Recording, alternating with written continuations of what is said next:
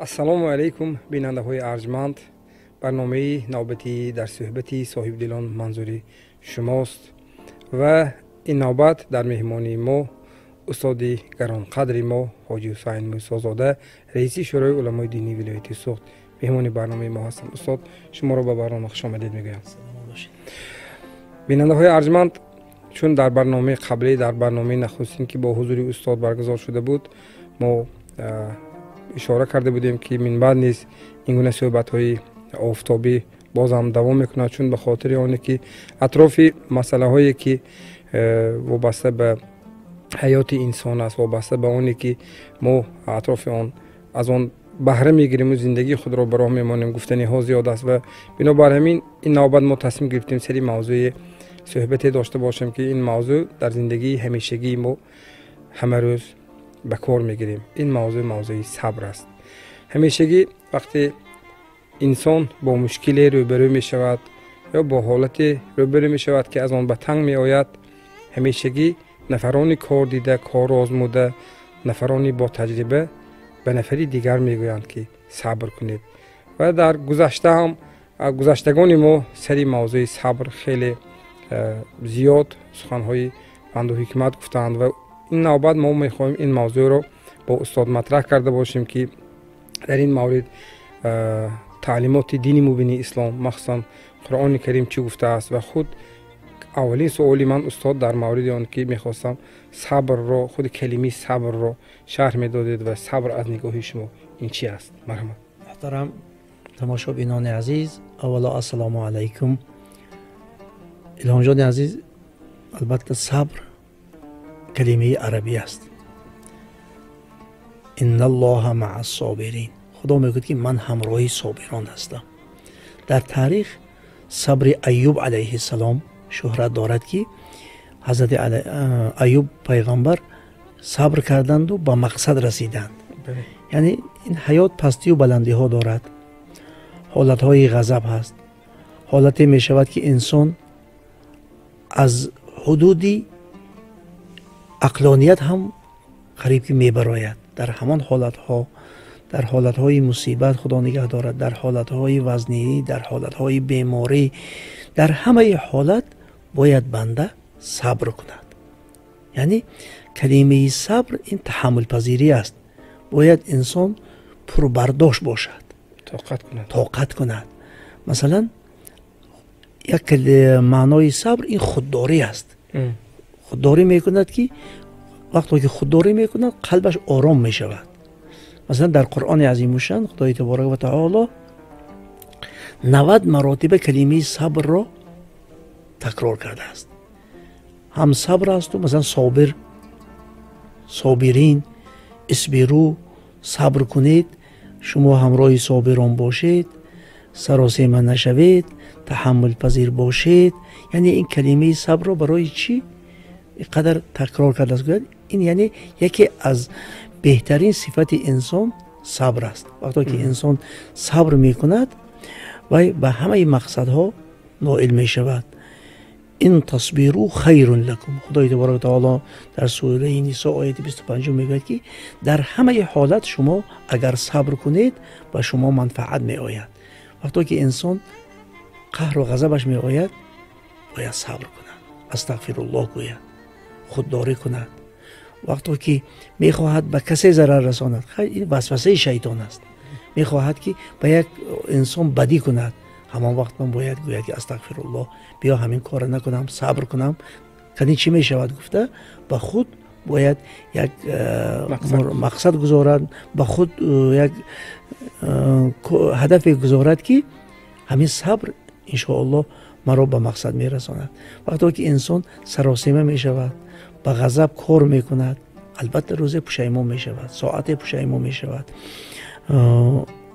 واصبر علی ما اصابک. در دیگر آیت پروردگار میگوید که وقتی که به شما یک مصیبت رسد البته صبر کنید. یک وزنینی آید صبر کنید، من همراه شما هستم، شما را ما فراموش نمی کنم میگه خدا. یعنی در همین آیت باز تاکید می شود در دوام آیت که وقتی که انسان صبر می کند در وقت مصیبت وی به هم رحمت خدا نازل می شود، هم گناهانش بخشیده می شود. و در دیگر آیت خدای تبارک و تعالی می گوید واصبر علی ما یقولون. حتی با پیغمبر علیه السلام این آیت نازل شد که وقتی که بعضی ها به پیغمبر خدا سخنی سخت می گفتند، سخنهای کفر می گفتند، دین را انکار می کردند، با وجود این پیغمبر علیه السلام مکالمه نیک می کردند، صحبت می کردند. با آنها هیچ وقت با غضب گپ نمی زدند، با آنها قهر نمی کردند، سخنی آنها را گوش می کردند. حتی سخنانی که آدمانی که آنها اسلام را قبول نداشتند و با سخنهای بد اسلام را تحقیر می کردند، جناب رسول اکرم صلی الله علیه وسلم با سخنهای آنها صبر می کردند و می گفتند که اون سخنی که شما گفته استاده ممکن برای شما منفعت داشته باشد، لیکن حقیقتی کار این است گفته جناب رسول الله می فهمانیدند. حتی کعب ابن زهیر گفته که شاعر بود، بسیار دین را تحقیر می کرد. یک نفر آمده گفتن یا رسول الله ما با همان کعب ضرر می رسانیم. جناب رسول الله صلی الله علیه وسلم سکوت کردند. یعنی این کمتر رازگی پیغمبر بود که همان با ضرر رسد. بعدا این گفتن نه ضرر نرسانید گفتن. روزی شد که از مکه مکرمه به مدینه منوره هجرت کردند پیغمبر علیه السلام. یک روز نماز بامداد رو خوانده وقتی که رو به قوم گردانیدند، یک نفر از در مسجد در آمد. والعفو عند رسول الله معمول، یعنی قصیده خوان. قصیده یک شعری که در حق پیغمبر یعنی انشا کرده بود. این نام قصیده را قصیده بانت سعاد میگویند، یعنی بسیار قصیده مشهور است. همین قصیده بانت سعاد را یک دو بیت اولش را قرائت کرد. حضرت عمر نگاه کردند که کعب ابن زهیر همان دشمنی پیغمبر خواستند که خسته وی را منع کنند که در شعر خوانده در مسجد شعر خوانده ممکن نیست. گفتند و این پیغمبر همین قدر تحقیر کرده است. جناب رسول الله گفتند آرام نشینید. حضرت علی گفتند که آخر این کعب ابن زهیر همان شاعری که فقط اسلام را تحقیر کرده است، مسخره میکند. پیغمبر علیه السلام صبر کنید. وقتی که وی قصیده قریب 50 بیت است، 100 سطر است، همان رو همش قرائت کرد. پیغمبر علیه السلام از جاشان خیستند، جامه‌شان کشیدند و کعب بن زهیر رو پوشاندند. گفتند که وقتی که انسان از کاری بد میگردد و توبه میکند نزد ما آمده است، گفتند ما این رو قبول میکنیم. یعنی اون چی که گذشته بود گفتن که با گذشته صلوات میگوییم از اما ماندگی است.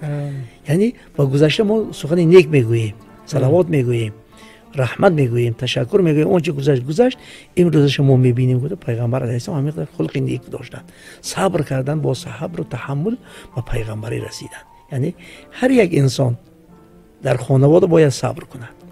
وقتی که با همسر خود صحبت میکند، با عائله و فرزندان خود صحبت میکند، حالت‌های پیدا می شود که حالت جهل پیدا می شود، یک کار نامعقول پیدا می شود. در همه حالت باید صبر کند. در وقت غضب صبر کند، در وقت کار صبر کند. در همه حالت اگر صبر کند انسان به مقصد می رسد. به مانند اینه که صبر میوه صبر شیرین است. بله. استاد ادامه همین سخن شما سوره 130 قرآن، این سوره عصر. بله. و خداوند در همین سوره در برابری اون تاکید میکند که همین 4 عمل انسان در زندگی او رو انسان و مؤمن نگاه می‌دارد، در عکس حال او دائم در خسارات، در زیان است. و 4م خداوند تاکید می‌کند که صبر. مولای جان عزیز بینید حضرت عبدالله ابن عباس رضی الله عنه گفتند اگر تمام قرآن را نخوانده سوره والعصر را خوانده همه عمل کند، گفتند در این دنیا نجات می‌یابد. زیرا در اینجا والعصر، خدا با سوره عصر یا که 100 سال قسم یاد می‌کند و میگوید که ان الانسان لفی خسر، انسان در زیان است.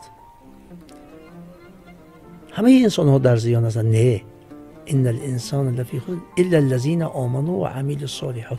کسانی که به خدا باوری دارند، کار خیر میکنند، کار ثواب میکنند، به مردم منفعت میرسانند، به جامعه منفعت میرسانند، آنها در زیان نیستند.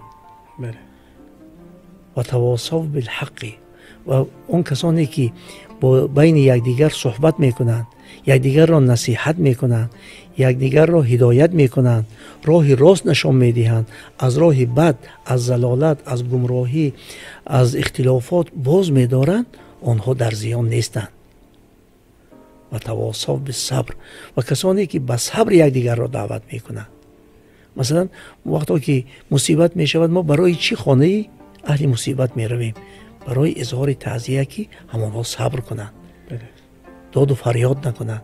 یا یک نفر دیگر بیمار می شود، نزدش به بیمار بینی می رویم، هدف ما آن است که وای صبر کند، شکر کند و آن را از خدا داند و از خدا پرسد. برای صبر کردن هم ایمان لازم است. وقتی که انسان صاحب ایمان باشد، به تقدیرات خدا باور کند، وای صابر می شود. مثلا امتحان، این حیات امتحان است. گاهی انسان با مشکلی دچار می شود. حتی پیغمبران، از آن جمله حضرت ایوب علیه السلام، اون کس و بسیار مشکلی ها دچار شدند. امتحان پروردگار بود و همه مشکلی ها و بیماری ها و مشقات ها صبر کردند. خدای تبارک حال اون کس را ایوبی صابر گفت. یعنی ایوبی که صبر کننده هست. اون کس به صفت نیک داد پروردگار عالم. یعنی انسان باید صبر کند، کار بهترین. یعنی وقتی که انسان عاقل فکر میکند که وی را چی نجات میدهد، در همه حالت صبر نجات میدهد. تشکر. ادامه سخنتان همون بیت مشهور یادم اومد که هر کی در غم صبر کرد، ایوب میدانیم ما، خوب هجران کرده رو یعقوب میدانیم. تشکر استاد. بیننده های ارجمند، چون در برنامه قبلی گفتیم استاد نفری هستند که در برابری عالم بودن، اینچنین نفری صاحب ذوق، نفری که الکی 4 دفتر شعرهایشان روی چاپ دید و اولین مجموعه شعرهای استاد با نام مفتاح اسرارنامه از چاپ برآمد و الکی به دست خوانندگان رسیده است. و استاد در شعرهای خود همچنین در موضوع در برابر ترغیب انسان و انسانیگری و انسانیت، در برابر ترغیب غایه‌های بلند اخلاقی، همچنین در مورد چون که این موضوع امروزی ما یک غزل دارند، من میخواهم این لحظه قرائت کنم. استاد من تفسیر همین غزل را از خود شما پرسان بودم. خوب غزل را قرائت میکنم. ای برادر، گر تو باشی اهل ایمان، صبر کن. رو ببین با چشم سر حال غریبان، صبر کن. مشکل آید به سر، ترسان و لرزان غم مخور. خالقت غمخوار باشد ای مسلمان، صبر کن. گر رسد بر تو مصیبت از قضا و از قدر، داد و فریاد مکن، در نزد رحمان صبر کن. قصه ایوب صابر گفته بیهوده نیست، پند ربانی پذیر، در امر رحمان صبر کن. گر شدی بیمار هرگز ناامید از حق مشو، یاد رحمان در دل و از کار شیطان صبر کن. گفت در قرآن خدا با صابران همراه منم، گفت در قرآن خدا با صابران همراه منم. ای حسین از درد و غم با امر قرآن صبر کن. بسیار یک غزل عالی جناب، واقعا غزلی که در سبک خراسانی گفته شده است که گویم فهمیدن و درک نمودنش بسیار گویم دسترس فهما است. و استاد میخواستم بازم معنی های دیگری این غزل خود را برای بیننده های هوشمند ما ارائه میکرد. مرحمت. البته این غزل یک تاریخی خودش را دارد. برادر کلانی ما وقتی که وفات کرد، البته در دل من همین چیز بود به قلم، یعنی این را من خودم به رشته نظم کشیدم. این فقط برای من نه، برای کسی که میخواند باید یک به خود گیرد و از همان خلاصه برآورد. یعنی در این نظم هر یک انسان باید در حالت صبر باشد. یعنی ای برادر گر تو باشی اهل ایمان صبر کن. وقتی که تو ایمان داری، از خدا امید داری، در همه حالت باید صبر کنی. رو ببین با چشم سر حالی غریبان صبر کن. یک تو نگاه کن که از وقتی که انسان ضرر میبیند، ضرر مالی میبیند، خدا نگه دارد، یک حالت غریبان بیچارگان را نگاه کند، از وی باز بیچاره‌تر آدم ها هستند. وقتی که به سر وی یک مصیبت می افتد، گوید که خیر این تقدیرات الهی بود است. گوید مثلا بیمار باشد، بیند که با بیماران زیاد هستند، یعنی در دنیا یگانه تو با اون مشکلی نفر آمده ای، باید صبر کنی. مشکل آید بسر، ترسان و لرزان غم مخور. انسان باید نترسد. در همه حالت از مشکلی برآمده میتواند اگر وی صابر باشد، اگر وی قناعتمند باشد، اگر با عقلی خداداد وی کار کرده تواند. خالقت غمخوار باشد ای مسلمان صبر کن. یعنی خالق پروردگار عالم به بندش غمخوار است و پروردگار میتواند که و مشکلی هایی که به سر این بنده آمده است دور کند. گر رسد بر تو مصیبت از قضا و از قدر. البته وقتی که انسان به تقدیر باوری دارد مرد می شود. وقتی که به تقدیر باوری ندارد و سوال می‌دهد برای این چی این شد، برای من این کار رو کردم نشد. لیکن وقتی که به تقدیر باوری دارد میگه خیر قضا و قدر بود است، میگوید و صبر میکند. برای همه گر رسد بر تو مصیبت از قضا و از قدر، داد و فریاد مکن در نزد رحمان صبر کن. داد و فریاد نکن، از خدا دان. قصه ایوب صابر گفته بیهوده نیست. مثلا در قرآن قصه های زیاد آمده است، هر یک تایی اون برای عبرت است، برای مردم درس است که مردم از همون خلاصه برآورد. مثلا یکی از آن قصه ها قصه ایوب علیه السلام در قرآن عظیم الشأن آمده است. این همش پند است، نصیحت است. گر شدی بیمار هرگز ناامید از حق مشو. بینید وقتی که تو بیمار شدی، تو فکر نکن که این من بیمار شدم و من یگان کاری بد کردم که بیمار شدم. نگو هی پیدا شده است، شفا دهنده خدا است. یگان بیمار باید ناامید نباشد. لکل داء دواء، تمام دردها به دوا هست. مثلا حاضر ممکن بعضی ها ما میبینند و گوش میکنند یکی بیمار هستند، در بیمارخانه هستند یا در خانه بیمار هستند و برآمده نمیتوانند. ناامید نباید ناامید نباشند، زیرا همه دردها به دوا هست. فقط یک درد به دوا نیست. این هم وقتی که انسان پیر می شود جوان کردن مشکل است. دیگه دردها به همش به دوا هست. اجل نرسیده باشد و شفا می یابد. برای همان باید اولا با دکترها مراجعت کنند، با طبیبها مراجعت کنند، لیکن ناامید نباشند. وقتی که انسان امید می کند البته دردش به شفا می یابد. گر شدی بیمار هرگز ناامید از حق مشو، یاد رحمان در دل و از کار شیطان صبر کن. که شیطان وسوسه میکند، از صبر انسان رو دور میکند. لیکن خدا میگوید که نه بندم تو صبر کن. میگوید گفت در قرآن خدا با صابران همراه منم. این در درون قفس گرفته شده است. یعنی در درون ناخنک این من آیت ترجمه آیت قرآن است که ان الله مع الصابرین. خدا میگه من همراه صابران هستم. یعنی بنده باید صبر کند، در عائله صبر کند، در وقت غضب صبر کند، در وقت مصیبت صبر کند، به حال غریبان نگاه کند. حیات پستی و بلندی ها دارد. در وقتی که کارش آمد کرد تکبر نکند، من نگوید. وقتی که پولدار شد دیگران را پست نشمارد. وقتی که در مصیبت افتید صبر کند. این صبر یعنی انسان را به هدف ها می رساند. صبر و قناعت انسان را از بلاها آزاد می کند. صبر و قناعت انسان را در بین مردم دوست دارنده مردم می کند. برای همان